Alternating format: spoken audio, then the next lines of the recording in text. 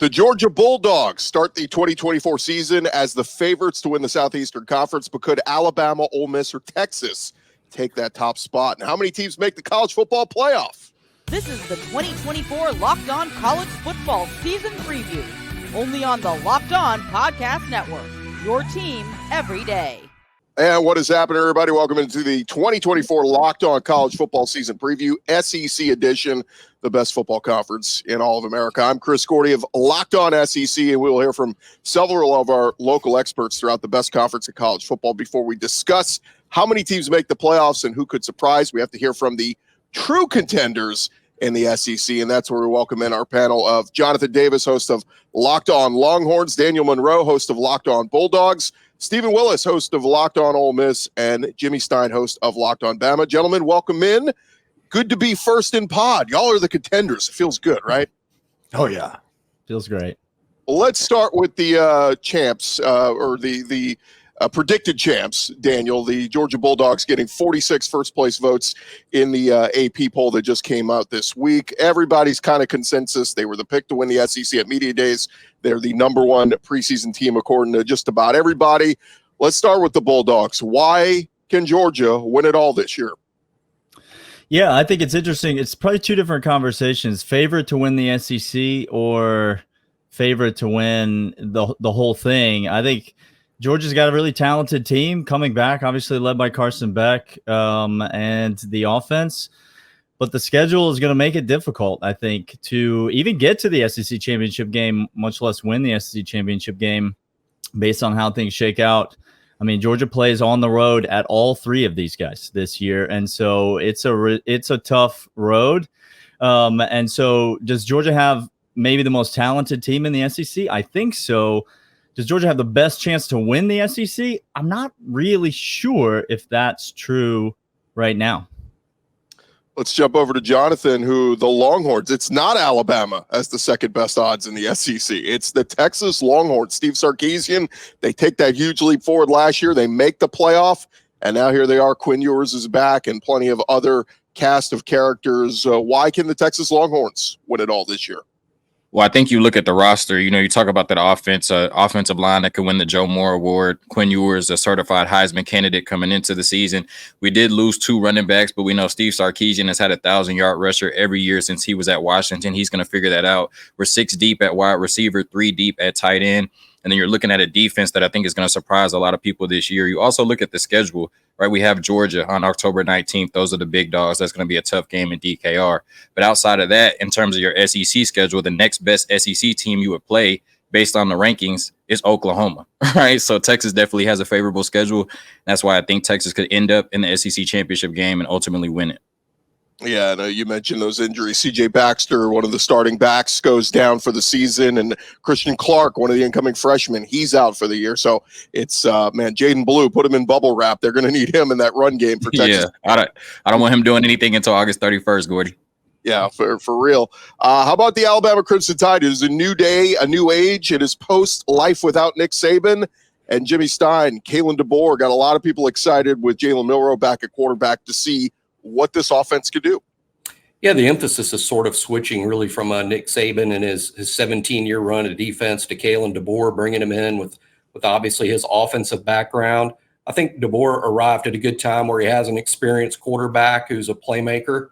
The offensive line looks improved over last year. The running back situation looks improved over last year. Really, the questions for Alabama really are on the other side of the ball for really what amounts to the first time in 17 years. The other side of the ball is going to tell the tale for Alabama. I agree with the other guys. Schedule determines so much now. Now that you don't have an East and West, the schedule's a real grab bag. And, Georgia's is really tough playing everybody on the road. Texas a little more light. I think Alabama's somewhere in the middle between Texas and Georgia there. But 3 road games against top 15 teams, that's going to be awfully tough for any coach, particularly one in year one. But the emphasis is on the offense and what Jalen Milroe can do in this Kalen DeBoer scheme. Yeah, the good news for Alabama, they get a couple of tune-up games with Western Kentucky and South Alabama to kind of get their feet under them and get some of those young DBs some experience and some early playing time. How about the Ole Miss Rebels, Stephen? Lane Kiffin, all he does is just keeps winning in Oxford, taking this thing to the next level and the next level. And, I mean, I guess the next level is making it to the playoff. And you look at Ole Miss's schedule, my goodness, I mean, even if they lose their 2 toughest games, they're going to go 10-2 and likely make the playoff. Yeah, and Jackson Dart is a third-year starting quarterback. He's like the ultimate unicorn in college football, a Lane Kiffin year 3 quarterback, to where if this season just goes to chalk, he's going to end up the winningest quarterback in Ole Miss football history, a school that has had 2 Mannings and have about 90 to 95% of the quarterbacking records.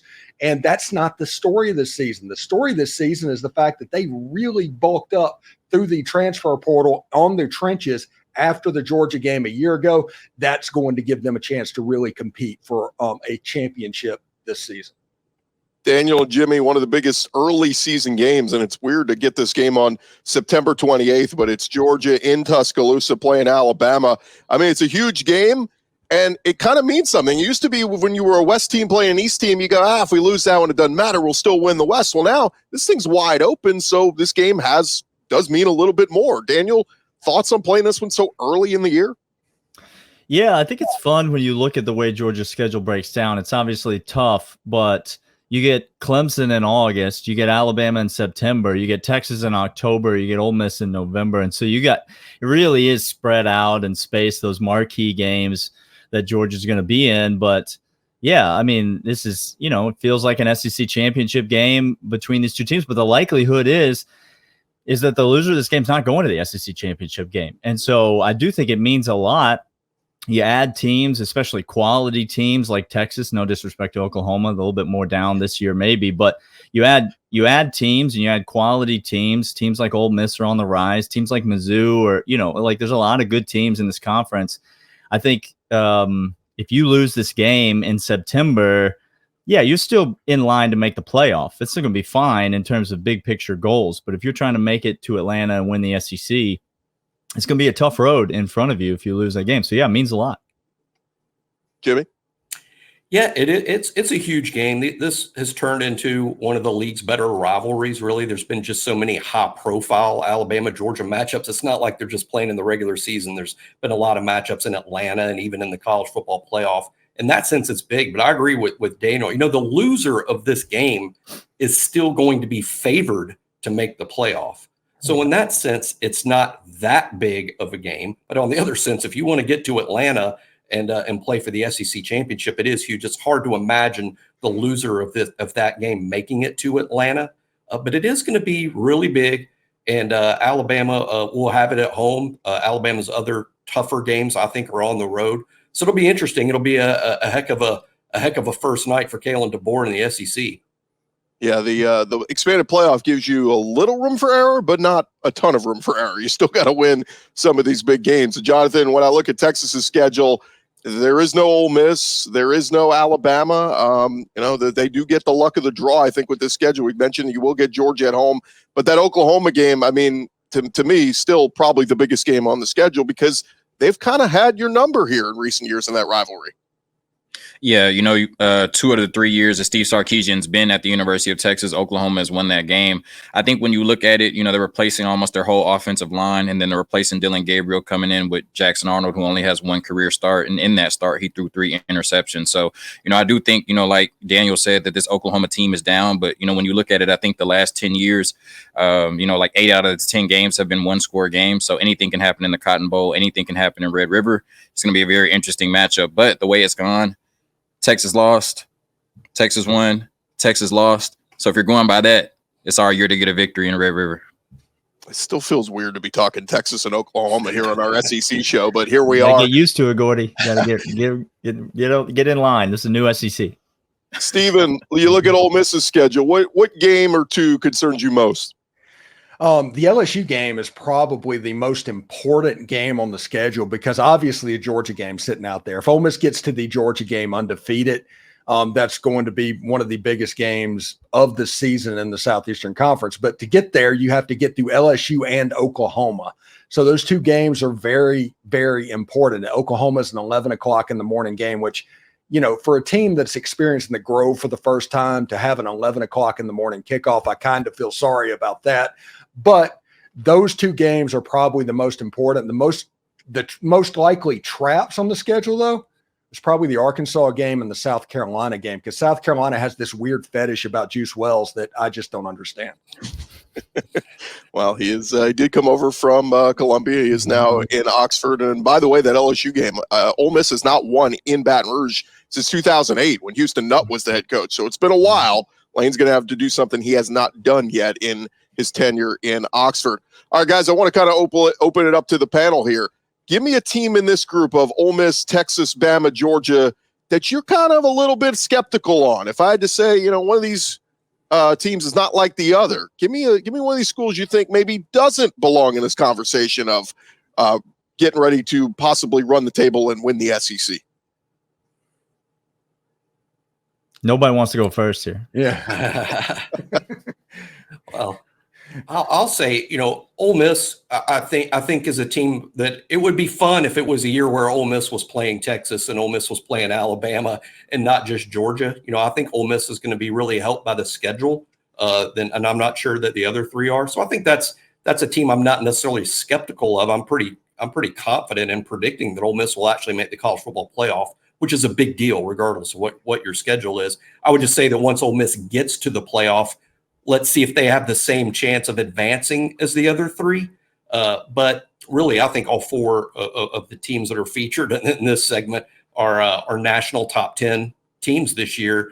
And there'll be great matchups if all these teams end up playing each other. But Ole Miss is the one where I'd say, are they as talented overall depth-wise as a Georgia, as a Texas, as an Alabama? That starting 22, though, looks really good.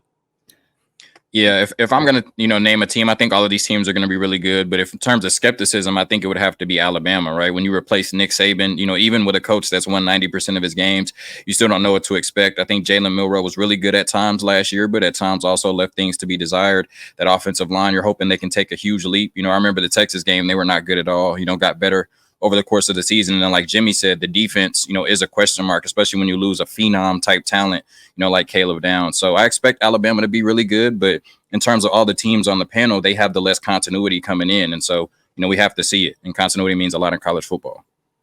And it's a great point. It's a lot of people wondering if Kalen DeBoer can do it at this level. Look, they say, oh, he won all those games. Well, this ain't Sioux Falls, buddy. It's the SEC. You got to prove it here on the biggest stage. And Steven, you got a team in this group you think maybe might not be here come the end of the year? Yeah, I think it's going to be Alabama, and it's not because of the talent, because Nick Saban stacked that roster. There's 4 and 5 stars everywhere, but Ray Perkins just can't get out of my head whenever you're replacing a legend. And I think that there's going to be a little bit of a growing pain that happens, and that maybe they're a 9-3 team. I'm not saying they're going to be bad, but it's something to where, Georgia gets them, Oklahoma gets them, and it kind of snowballs a little bit. And I am curious to see how that fan base takes a 9-3 season. I am curious to see what that would look like. But that would be the one that I'm worried about. Although Texas is one running back injury away from officially being on that list. Yeah. Steven, I think we know how the Alabama fan base is going to take a 9-3 season. Like we all know what that fan base is going to do if it's a 9-3 campaign. Yeah, I think it's tough, Gordy. It's a tough question. You're just trying to get rival fan bases mad at us and messaging us on Twitter, which I appreciate. I can appreciate it for the content.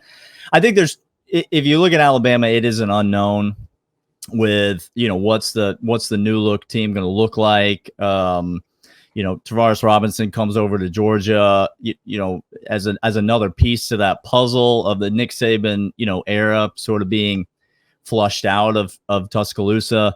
And so this is a lot of Kalen DeBoer's team with Nick Saban's players. And so how is that going to work? I think there's too much talent for the team to not be really good. And Kalen DeBoer's too good of a coach for the team to not be really good. But I do think there's some question. And then, Steven mentioned it in the open. For Ole Miss, it's all about the trenches. Ole Miss is the team we haven't seen do it, right? Of the other 3 teams, they've all been there. They've all been to the college football playoff. They've all played competitive games and been on that national stage and beaten teams and advanced. And Texas gets the win in Tuscaloosa last year, makes the playoff, and Georgia and Alabama, obviously, recent national championship and college football playoff appearances. And so Ole Miss is the team we haven't seen them do it. And, the Georgia game last year, 52-17, like non-competitive games against elite teams. He mentioned the trenches, bulking up in the transfer portal and the trenches. Like that to me will be the answer to that question will be the answer to the question, is Ole Miss here at the end of the year? Is that true? If that's true, then this team can be competitive in this group. If it's not true, then I think it's going to be a similar looking Ole Miss team to what we've seen in years past. And Gordy, if Ole Miss is able to compete this year, it is because of that whitewashing that they took down in Georgia a year ago and what they did to correct it.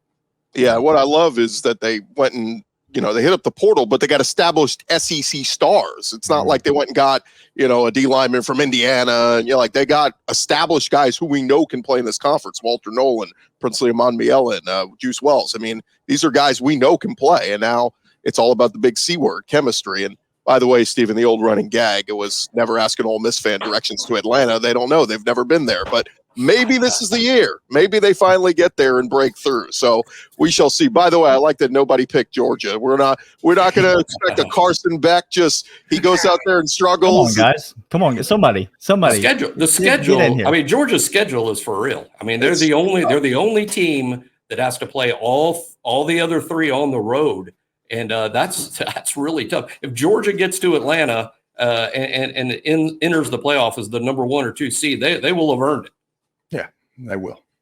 The thing I'm looking at is Kirby Smart does such a good job of putting a fake chip on those players' shoulders, so them missing the playoffs and beating Florida State by 60, I think is going to carry them throughout the season, so, I think Georgia will be fine except for October 19th in DKR. The worst case scenario for Georgia, honestly, if you think about the 1990 Michigan team that had Desmond Howard, that somehow went 9-3 that season, but they were by far the best team in the country, that is the worst case scenario for Georgia. Yeah, Stephen really breaking out the college football history book here, like really our resident historian, right? Yeah, our resident historian. I love it. I almost want to challenge one of you guys on your shows to do a prediction that Georgia will lose 4 games, just because it's going to wind up on a highlight reel later in the year for Georgia's social media team. So hey, message me on Twitter when you do that, so I can direct all my listeners to your show. You'll get a lot of downloads that day. I promise you, you'll do it. Daniel Monroe, host of Locked On Bulldogs, Jimmy Stein, Locked On Bama, Jonathan Davis, Locked On Longhorns, and Stephen Willis, Locked On Ole Miss. The contenders, guys, appreciate it. Coming up next here on our Locked On preview, we are going to take a look at some of the teams in the middle of the pack. There are a few teams that have a shot to make a run. Could it be the Tennessee Vols, the LSU Tigers, Mizzou? That's coming up next on the 2024 Locked On College Football Season Preview, SEC Edition. I want to remind you guys, today's episode brought to you by our friends over at Gametime. And look, Gametime has a new feature called Gametime Picks on their app that makes getting tickets for your favorite live events even easier. Gametime Picks filters out all the fluff to show you only incredible deals on the great seats, so you don't have to waste time searching through thousands of tickets. It is awesome in the Gametime app. Go check it out. They've got the all-in pricing. That's my favorite feature. You toggle that. It shows you your total up front with no surprise fees at checkout. Of course, seat views is an awesome feature. You get a panoramic view from your seat in the app before you buy, so you know exactly what the view from your seat is going to look like. Of course, they got the lowest price guarantee. Gametime will credit you 110% of the difference if there is a difference in the price. And of course, the Gametime ticket coverage, your purchase is covered with the most flexible customer service policy in the ticketing industry. Go take the guesswork out of buying tickets with the Gametime app. Download Gametime today, create an account, use our code LOCKEDONCollege. If you've never used them before, it's going to get you $20 off your first purchase. Terms apply. Again, create an account, redeem our code LOCKEDONCollege, get $20 off. Download Gametime today. It is last-minute tickets, lowest price guaranteed. Today's episode also brought to you by our friends over at FanDuel. And look, all throughout this summer, FanDuel has been hooking up all customers with a booster bonus daily. That's right. There's been something for everybody up there every day, all summer long. All you got to do is head to FanDuel.com and start making the most out of the end of your summer and then the start of college football season. It's upon us. All those week 1 lines, they're up there right now. You want to get in on some of the action? You like LSU minus the 6.5 against USC? You can get in on that. They got that right there. Maybe some of the heavy favorites. If you like Texas to cover a big number against Colorado State. They got that for you over at FanDuel. Hey, maybe you feel a little bit gutsy. You think Texas A&M can cover that 1.5 at home against Notre Dame in week 1. They got it there at FanDuel. All you got to do is go to FanDuel.com, start checking out all the action again. If you've never signed up before, take advantage, download the app, get signed up just in time for football season. And of course, FanDuel, they're also the official sports betting partner of Major League Baseball. Our 2024 Locked On College Football Season Preview SEC edition continues on here as we get to the next crop of teams in the SEC. And we welcome in Andrew Stefaniak, host of Locked On Aggies, John Miller, host of Locked On Mizzou, Eric Kane, Locked On Vols, Matt Moscona, host of Locked On LSU, and Jay Smith, host of Locked On Sooners. Gentlemen, welcome in, and we're making a case for your team. We'll start with you, Andrew. The Aggies, man, have they come light years from the doldrums of Jimbo Fisher and the buyout to now all of a sudden a preseason top 20 team. Give me a thought on the Texas A&M Aggies and what to expect heading into 2024. You got a healthy Connor Wegman for the start of this season, a quarterback who many in college football aren't talking enough about. You've really fixed the issues you had last year in the secondary. Coach Elko nails it in the transfer portal. Texas A&M is a football team that a lot of people are writing off, but as Geno Smith said, they aren't writing back. This is an underrated football team that I really think could win more football games than many expect. Yeah, big loss with losing Ruben Owens just recently, but of course they still got Amari Daniels and Le'Veon Moss in that backfield. And you mentioned Connor Wegman, the quarterback, and to see if he could take his game to the next level this year. John Miller, Missouri, man, what a year they had last year. Last time we saw them, they're beating Ohio State in the Cotton Bowl, and yet still they can't get into the preseason top 10, just outside the top 10, outside looking in. But that might be just what Eli Drinkwitz wants with this team, saying, hey, don't hype us. We'll start at 11 and we'll work our way into the top 10. Yeah, it seems like the consensus is Missouri's right there in terms of being a contender for the playoff, but nobody really has the guts to put them in there. Well, I have the guts to put Missouri in there because I think with the lion's share of that offense back from a really good team last year, really the question mark is 5 guys drafted on defense this past spring, a new defensive coordinator. What does that side of the ball look like? That's the question to me, but I think the Tigers truly are a college football playoff contender without a doubt. Eric Kane, I know he spent much of this offseason rehearsing pronouncing Iamaleava. Give me the thought on Nico and the Vols in Josh Heupel's third year there in Knoxville. Now, I learned that name in 2022. I mean, my point is the anticipation has been there for years, and finally it's Nico time in Tennessee. So, I mean, that's where it starts, that's where it ends. I think Nico's got some playmaking ability, that rivals some of the best quarterbacks in the country. If he all puts it together, the way Tennessee's coaches and some of the talent evaluators and the recruiting industry believe that he can, well, Nico's going to be one of the best quarterbacks in the country. But not just Nico, he's got playmakers at wide receiver, super, super deep there. In my opinion, the best defensive line in the SEC, one of the best defensive line, deepest defensive line in the country, no doubt, and the best pass rusher in the country with James Pierce. I mean, Tennessee's a very veteran-led team. You got a good quarterback in there, and I think it can click this year for Josh Heupel, and Tennessee should be the real deal. Matt Moscona over at LSU, Brian Kelly, man, year 3 at Cincinnati, a monster year. Year 3 at Notre Dame, a monster year. Here he is, year 3 at LSU. Is this the year the Tigers break through and make the playoff under Brian Kelly? Well, I know that's the hope, and Brian Kelly's been big on by year 3. He's got his systems, his culture all implemented. I don't know if this is the year. I don't think, as silly as it sounds, you lose Jaden and 2 first-round picks at receiver. They've got tons of talent on offense. But they were historically bad on defense a year ago. I mean, they've been playing football since 1893. That was statistically the worst defense ever. So they'll be better, but how much better is the question to fill that gap. And a schedule filled with landmines, it's possible. Vegas has their over under 9.5. On the high side of that, they get to 10-2. They could get in, but that'll be a heavy lift if they get there. Jay Smith, the Oklahoma Sooners, welcome to the SEC. My goodness, you look at that Sooner schedule. It is brutal, but what can the Sooners do here in year 1 in the SEC? You look at the Vegas win totals. FanDuel, they got them at about 7.5 wins, so not huge expectations for Oklahoma, but where are you on your Sooners?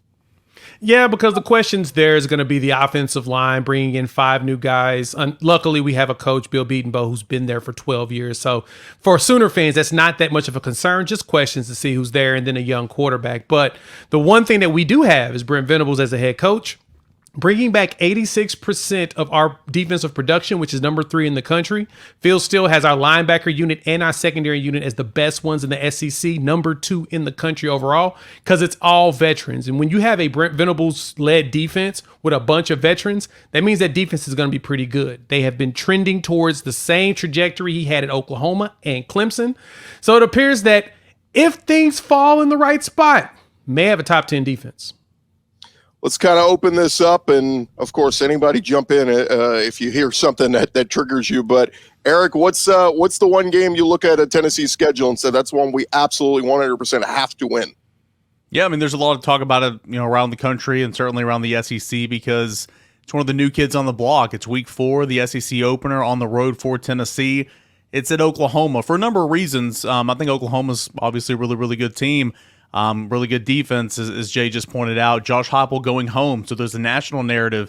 Nico versus Jackson Arnold, there's a quarterback narrative.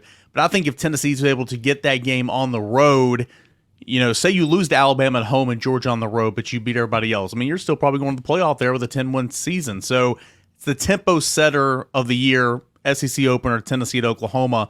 I think that's huge. John, what's Missouri's one must-win game this year? It depends on what day you've asked me. People have asked me that question. I've said Oklahoma before. As of right now, at this moment, I'm saying Texas A&M. That's the opener. And frankly, Andrew has made me a little more scared of the Aggies with his opener there. But I really think Mike Elko is going to be a good coach for the Aggies. I do think, though, that you need to get him in year 1. It's going to be the Tigers' second SEC game, first one on the road. I think we need it if we're going to make the playoff. Andrew, what's the Aggies must win? They've beaten LSU the last 2 times at College Station. They could do it again. What's the biggest game for you? To me, it is one of those two. It's either LSU or Missouri. I look at this Missouri team and I go, okay, both of those teams are coming to Kyle Field. What am I more scared of? A guy in Nussmeier who I really like, but he hasn't proven it yet fully. Then you got a quarterback in Cook, who he's a veteran. He's played a lot of good football. And I'm a believer that Missouri is a team that people, while they're ranked high in the AP poll, people aren't talking enough about them. So I think the must-win game at home for the Aggies is that matchup with LSU because I'm a little bit more concerned about Missouri. Matt, I give you one guaranteed win for LSU this season. You can pencil in a W on any mark on the schedule. Where are you putting it? Do you mean the most important or just I can have LSU in any game? You can put a W next to any week. Which Alabama, one you doing? Because I've talked so much trash about Alabama this offseason. I would love just nothing more than to see LSU beat Alabama so I can troll the hell out of Alabama fans even more. But Gerdo, it may not matter. Andrew thinks the Aggies, despite being 20th and winning, 5 games last year, underrated. John thinks that Missouri lost 5 defenders, but they're still going to, and they're DC, they're going to be great. Apparently, Tennessee's got the 85 Bears on defense, and Oklahoma's got a top 10 defense. And that's not including Georgia, Texas, Ole Miss. I mean, LSU shouldn't even show up, man. Apparently the SEC is the deepest it's ever been, and everybody's going to the playoff. I love it. By the way, the Aggies won 7 last year, so give them a little bit of credit. Oh, damn. It's a good season at Kyle Field. Yeah, 7 wins. Huge. Way to go, Jimbo. Yeah, it was an interim coach. John, what's the biggest concern for Missouri if you had to pinpoint one issue on your team that keeps you up at night? Yeah, I mean, it's just the defense in general. There's some question marks there just in terms of new faces and all that good stuff. Of course, hey, as Matt well knows, y'all stole our defensive coordinator. Congratulations. You have Blake Baker now. So we're going to have to see what happens there. I feel pretty good about what Missouri has here, but it's totally fair to make that a question mark. Offensively, I think Missouri's going to be one of the elite teams in the country. Defensively, just based on what I've heard on fall camp, I like what I've seen. If I'm on the outside looking in, totally fair to question it. Jay, what's the biggest concern for the Sooners? For us, honestly, it's going to be the tight end room. We haven't really had a tight end play very well since like Ren Willis did 2 years ago. Last season, it was pretty bad with Austin Stogner. As much as I loved him, he was a shell of himself. And so for us, especially in the Seth Luttrell offense, he needs to have some tight end play that's going to be good. Now, bringing in some transfers, cool. But until I see them on the field, I got questions. I think that's probably one of the bigger concerns for me this season. Eric, what keeps you up at night with the Vols?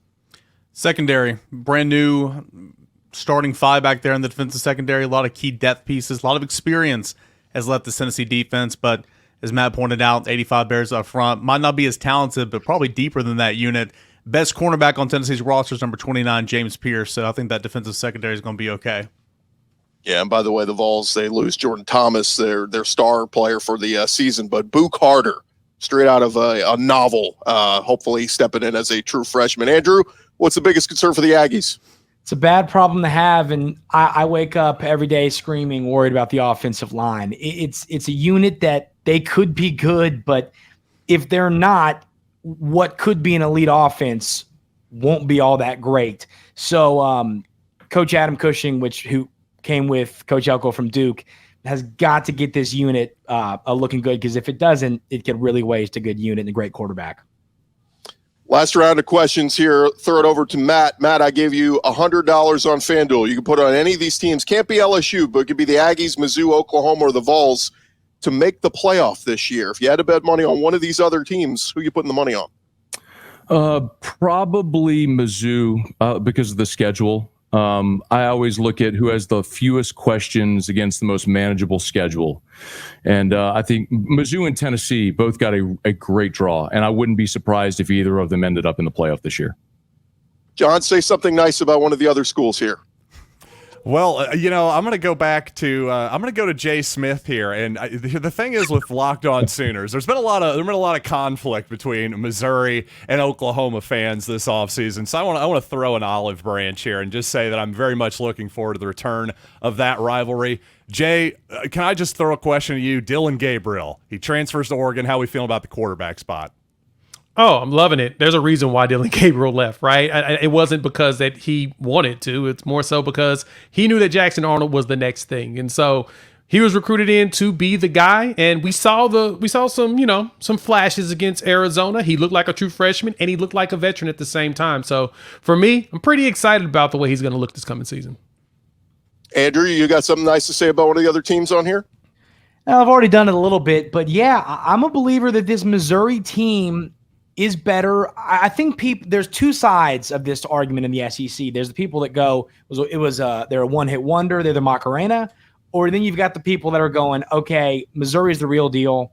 Coach Drink has them looking good. And I think it's a football team that is going to make the playoff. And after that, people are going to go, okay, Missouri's here to stay. The thing, can I just hop on that? I think it's totally fair for national people to be like, hey, what's the deal with Missouri in the future? I think for this season, if you just objectively look at the amount of returning production the Tigers have offensively, the quarterback, the receivers, the line looks pretty solid. Question the defense all you want. You'd rather have a good offense than a good defense in a vacuum. So that's why the Tigers should be pretty good this season. If you want to say, hey, can they follow it up in the future? Fair question. Eric, you like one of these other teams to make the playoff? Yeah, I mean, of the teams on this panel, I hate to fall in line here. I guess I would go with Missouri, and I don't think I would have said this, obviously, a year ago after last year. But because what John just said, the production you bring back, and we're talking quarterbacks here, and a lot of our teams, with that we cover, quarterbacks got to go out and prove it. I mean, Brady Cook's gone out and proved it. Luther Burden at receiver, it's going to be a top 5 pick in the NFL draft. Offensive line, so on and so forth. So I would probably say Missouri because of the schedule, as Matt pointed out, and of course the production you bring back offensively and defensively. Eli Drinkowitz, 5-5, 6-7, 6-7. He goes 11-2 once, and now we're all in. It's all in, baby. It's all good from here on out. I have no questions. Happy to hear that. We will see, guys. Thanks for joining us, and now we're going to head over to the doldrums of the SEC, the bottom feeders. Which other teams are looking to make something happen in 2024? Can Billy Napier survive the toughest schedule in the country? Who wins the SEC? That's coming up next. First, this episode presented to you by our friends over at Ibotta. Look, summertime is coming to an end, but that means we're about to hit football season, and you're going to be firing up that grill. Stock up on all your grilling favorites and earn cash back on every purchase when you use Ibotta, so you won't have to choose between burgers or hot dogs. You can get both. Ibotta, it's a free app that lets you earn cash back every time you shop. Earn on hundreds of items from groceries to beauty supplies, even toys, so you can make sure you're beating inflation no matter what you're purchasing. The average Ibotta user earns $256 per year. That could cover the cost of an entire shopping trip, that flight you've been looking at, the fancy dinner you've been thinking about. Other apps give you points that don't amount to much. With Ibotta, you earn cash back that you can withdraw to your bank account, PayPal, or gift card. Simply add offers in the app, upload your receipt, and voila, the money is yours. You could save on over 2,400 brands, shop at over 1,000 retailers, including your favorite grocery stores. Right now, Ibotta is offering our listeners $5 just for trying Ibotta by using our code LOCKEDONCOLLEGE when you register. Just go to the App Store or Google Play Store, download the free Ibotta app to start earning cash back, and use our code LOCKEDONCOLLEGE. That's Ibotta, IBOTTA, in the Google Play or App Store, and use our code Locked On College. We continue on with our 2024 Locked On College football season preview. It is SEC edition, and we were teasing about the bottom feeders. We got a big portion of the league still to discuss in this group. And joining us now on our panel, it is Brandon Olson, host of Locked On Gators, Zach Blackerby, host of Locked On Auburn, Chris Marler of Locked On Gamecocks, Corey Burton, Locked On Vandy, and John Neighbors, host of Locked On Razorbacks. And wouldn't you know it, Kentucky, they're too focused on basketball season. Lance Dawes not joining us this evening, and we'll also throw in a nugget or two on Mississippi State, but Jeff Lebby, he's got his work cut out for him this year. Guys, welcome in, and man, oh man, I like this group because there's somebody in this group that's going to have a better year than people are expecting, and I don't know who that's going to be. Zach, who's that going to be? I think it's going to be the Auburn Tigers. I think this is an 8-4 football team with who they have on their schedule.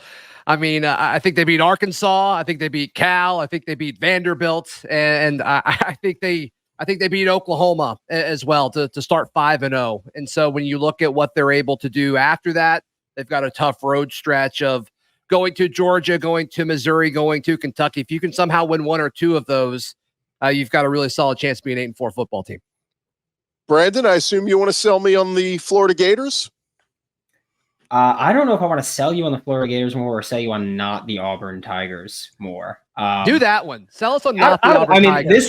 This man just told me that they're gonna go beat Oklahoma, and I watched them lose to New Mexico State by 3 touchdowns last year. And I'm just saying that entire operation is now in Nashville, so go figure. That is true. That is true. No, all right. So, like, why is Oklahoma all of a sudden this scary force? They're replacing 5 offensive linemen. It's going to be their first time that their quarterback's on the road, and they're going to Jordan-Hare Stadium. Are you kidding me? This isn't some like unbeatable team. When's the last time a non-conference team came to Jordan-Hare besides Mexico State? Was it Penn State? Because that was not close. That's true, but thankfully Oklahoma is a conference opponent. That's fair, yeah. Well, and if you listen to Hugh Freeze, I mean, he's throwing out there he should have had more wins against Saban. I mean, maybe he should have had more wins last year at Auburn. Maybe that's what's getting them excited for this year. John Neighbors, Arkansas, arrow pointed upward. Where are we on the Hogs? Well, yeah, if you look at it, Calipari did a great job in the transfer portal and got the number 1 group, and recruiting was all got, but yeah, I mean, basketball, right? It's what matters. No, like, listen, Arkansas went 4-8 last year. They went 1-7. They actually beat Florida in Gainesville. That was so. The fact that Napier still has his job after that's a joke. But here's the thing: Bobby Petrino's back. I still can't believe it. And the last time Bobby Petrino was here, he went 21-5 in his final 2 seasons, and he also wrecked a motorcycle. So it's like, did he though? What do we got to lose? That's the most Arkansas thing ever. Listen, we got Bill Clinton, John Daly, Bobby Petrino, Jerry Jones. There's a pattern here of the type of people that we have at Arkansas. Hey, listen, incredible. We know who we are. We hate everybody equally. Corey, you heard it from John. Arkansas now just a basketball school. Vandy's kind of been a baseball school, but they're hoping to win a couple more football games this year. And it's got some new faces around there. You mentioned the staff from New Mexico State, Pavia, the quarterback, Nate Johnson, a quarterback from Utah. So Vandy win a SEC game this year. It sounds like a crazy task, but it feels like that's the goal. Yeah. I mean, every game's a toss up, I guess, but there's some that are gettable. I mean, it can only go up. I mean, they were 2-10 a year ago. It can only go up, and FanDuel has them at 2.5 wins. So, I mean, their first three, you could probably hit the over in the first three with possibility. I mean, Virginia Tech is a gettable game at this point. But there's been some improvements. There's been some things that Vandy's doing with the staff, with the philosophies and things like that. Like, it's not the same 2-10, crap fest it was a year ago. So we're looking to hopefully improve and maybe get one. I'm hopefully either Chris or Zach's team might be one of those in the crosshairs. Hopefully, I was about to say I think Vandy takes it to South Carolina. If they do, I'm going to quit this show. That's going to be a tough sell for me in the month of November. Listen. First off, I've said this for the past 2 years in a row, or maybe it was in 2022 because they went 2-10 last year. But Vandy over 2.5 wins feels like the lock of the year in the SEC. Like, they will get 3 wins. I don't. That's not where like the benchmark wants, like where you want it to be in Nashville, obviously. But I love us being, I say us, but South Carolina being in the crosshairs of any of that, because it's like I haven't heard anybody outside of Columbia one time all offseason say, yeah, South Carolina could upset this team. They are 4-8 or 5-7 at the most. Like, it's like the ceiling for every single person outside of Columbia is 5 wins for South Carolina. I doubt that happens. Wonder why. It was just 2 years ago. Vandy did beat Kentucky and Florida. So let's see if they can do that again. That was with Anthony Richardson too, Brandon. That's on the field in a single foul line, like a fire drill. The issue was that it was below 80 degrees, and so he already can't complete a forward pass. So you make it a little colder, and there was nothing going for him there. Yeah, now he's killing it for the Indianapolis Colts. Marler, you touched on the South Carolina Gamecocks, but it's a big year for Shane Beamer. They've got to improve from last year, at minimum get to a bowl game, because he's been recruiting well, but man, South Carolina was a step backward after the year previous. Yeah, I mean, I think it's one of those things where they do their best work. It's like a Auburn light. Like, they do their best work when they don't have a ton of expectations. And I think that when you look at this year's schedule, like, it's going to be tough. I don't think the Beamer hot seat talk is nearly as real as people are saying it is. But you look at the schedule, you get Ole Miss, LSU, A&M, and Mizzou at home. They're going to beat one of those teams. The road record for those teams speaks for itself. They're going to jump up and get somebody, because I think this is like, it's August. We love offseason topics and confirmation bias, what we think we know. But there's always room for, there's always upsets in college football. I think they're going to jump up and get one of those teams. Brandon, as we look at the Florida Gators, obviously the biggest question is, I mean, it's the toughest schedule of anybody out there. Got to do some early season work for Napier. Got to get these wins early. Yeah, it's definitely going to be tough. The way that I look at it is that if you don't win those early games, it's really hard to sell me that you're going to win some of those late ones. Luckily, you get 8 games at home, so that helps you. Unfortunately, no Vandy, no South Carolina, so that's tough stuff there. I do think that the tough part about the schedule isn't that you're playing every elite team. I think it's that you don't get an off week. Basically, you have Samford in week 2. And 11 Power 4 teams. It's not an easy schedule. And when they put together the out-of-conference schedule, there were more Group of 5 games. Then UCF moved over, and things are going to get a little rough. But hey, I think that if you win 6 games, you keep your job, Billy. But wow, what a bar! Don't even start, Zach. I don't want to hear from coaches and being on the hot seat. That is, you do not get to talk right now. You don't come to my defense, Chris. All right, just so you know how bad you got to be for Billy Napier to be 2-0 against you. You guys could win the state of Florida and still be 5-7, and that would be the most hilarious thing that happens in college football. You could go 3-0 in the state of Florida and still go 5-7. Hell of a recruiting class would come in then. Hey, Phil Steele told me 2 weeks ago he's got Florida at 8 or 9 wins. So he's a big fan of Graham Mertz. I've heard him talk about Graham Mertz. He's got 2 fans now, which I think is big. Yeah. Did Bill tell you that after he told you all of his preseason records for the last 20 years? I just want to make your quarterback's still Peyton Thorne, right? It is. Ooh. And I Okay, bet more Peyton opinions. Thorne throws for more this year than Graham Mertz does. I'll take that bet. Okay. We'll talk off air. We'll figure something out. Okay. He'll take it. I can't take that bet because we're going to run the ball so much when we go 12-0. Why didn't you tell me that before I said that, Brandon? Never mind, Zach. We're going to get to SEC predictions here in just a second, but let me go to John Neighbors. I like doing this segment. We did it last one. John, say something nice about one of the other teams on this panel. No. Why would I do that? Come on. You got to like Auburn or the Gators or the Gamecocks. You got to like one of these groups to Yeah, something yeah, nice I like from this draw. group. This group of teams is the ones that were in the third class on the Titanic. We had the best time. We were dancing around with Irish music and getting drunk off beer. Yeah, that's about as cool as it is. Like we're out here. Everyone else is in the champagne room, and we're down here just trying to get scraps and everything we can. No, I'll say something. I'll say something nice about I don't know, Vanderbilt. I love Nashville. Yeah, it's great. Yeah, you do. That's all I got. There you go. There you go. Hey, that's enough right there. Corey, you think we're underrating one of these teams in this group? Possibly John's team. Not to pump his head up anymore, but John's team.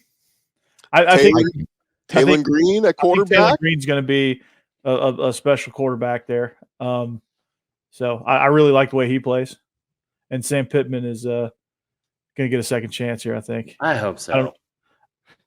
I don't know how you feel about. I don't know how you guys in Arkansas land feel about Sam Pittman, but I mean, it's like they love him if he wins. But I mean, I just think it's weird having a coach that everyone kind of likes. I don't know. I don't like it. You know, like it's just like everyone hated Eric Musselman. Everyone kind of hated Bobby Petrino. Everyone kind of hated Brett Bielema. I mean, God hated Chad Morris. So it was just like, you know, it's weird. But I think people are like rooting for him. They want him to win, but he's got to win. So yeah. That's how it feels with Clark Lee. They like Clark Lee, but it's just hard to root for him right now. Billy Napier, nice guy, but Florida fans are like, you got to win now, Billy. All right, let's start here, guys. Give me your predictions. Who wins the SEC? Give me the two teams that play for the championship and who wins it. Brandon, we'll start with you. I get to say my nice thing. Arkansas, Vandy, South Carolina. You're not Auburn. Good job, buddy. Proud of all of you there. It's the best thing I could say about anybody. I'll take it. I feel like we probably see Georgia, and it's just the worst. I feel like we probably see Georgia, Bama. I feel like that's going to be the combo, and I'm picking Bama because I refuse to pick Georgia. That's where I stand on it. Wow. Kalen DeBoer gets it done in year one. Zach, who's in Atlanta? Yeah, my SEC Media Days pick was Georgia over Bama. So, wow. Yeah. Chris Marler? Listen, I don't know how DeBoer is going to possibly compete without getting any in-state recruits. So, you know, the future of the program is just falling by the wayside immediately in front of us. I will say, I think it's going to be Georgia, Texas, just the way the schedule's set up. I wouldn't be surprised if a Mizzou or Tennessee even slips in there at 10-2. But I do think Georgia's the most talented team in the conference. I think Texas is the easiest route, though. So, you know, I think those two teams get in there, and I think that Georgia is probably going to win. Corey, who you got? I think it's going to be Georgia over Texas. I agree with Chris on that one. I think the dark horse to watch out for is the Fighting Stephen Willis's. I mean, Ole Miss. There's somebody to watch out for, but I think ultimately it's going to be Georgia versus Texas in a rematch in the Battle of Austin. So, Neighbors, who you got in Atlanta? I mean, I feel like it's going to be a team that, like, there's not going to be a new team that's never gone to the SEC championship in there this year. So, no, it's not going to be Missouri. It's not going to be Ole Miss. Like, all these teams. And it's not going to be Texas either. It's not going to be Oklahoma. It's not going to be anybody. It's going to be Just answer the question, John. It's going to be Georgia, Alabama, and that's what it's going to be. Like, everyone's going to be like, oh, man, who's going to be the surprise this year? And it's not going to be anybody. It's going to be the same dadgum teams every year. So, man, by the way, I don't like this pessimistic version of Neighbors at all. We need to get you back in Nashville. What's going on? Yeah, I'll tell you what's going on. Like, Arkansas doesn't have a true rival in any sport. We have to hate everybody equally. So here we are. Like, I just hate everybody. I hate everything. Arkansas had the worst 3-sport year ever because basketball had a losing season, football had a losing season, baseball gets bounced out. And listen, y'all have pro teams and everything in y'all states. This is all we got. Yeah, in South Carolina, we got it all. Yeah, Alabama's got a ton of pro teams. Yep. You might as well with those Bama teams that have been fielded out there. Oh, come on. If it makes you feel any better, they're talking about MLB expansion here in Nashville. So if that makes you feel any better. That makes you feel any better, John. You guys still won't have a pro team, but another state will. That's fine because and John, y'all have got Walmart. Yeah, we got Chicken Man and and track and field is really good. Yes.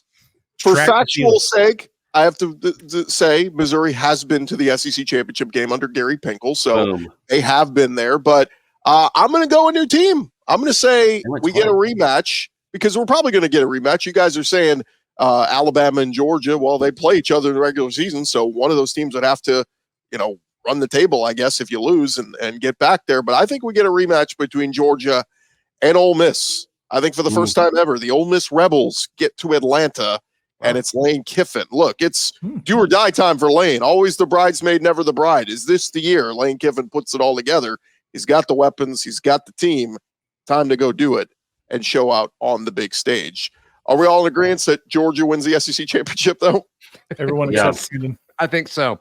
It'll be a race to the finish, but I'm sure they're going to come in first. So there it is. That is our 2024 Locked On College Football Season Preview, SEC edition. The SEC will win the national championship. It's probably going to be Georgia. It'll be 3 and 4 years. We'll start the word dynasty in Athens, and hey, at least it'll be bragging rights to say the SEC is back on top. And hey, we'll probably get that Michigan Jim Harbaugh title vacated anyway, and we won't even remember the Big Ten winning it last year. That is going to do it for us. Appreciate you guys for joining us, and best of luck to all of your SEC teams this year.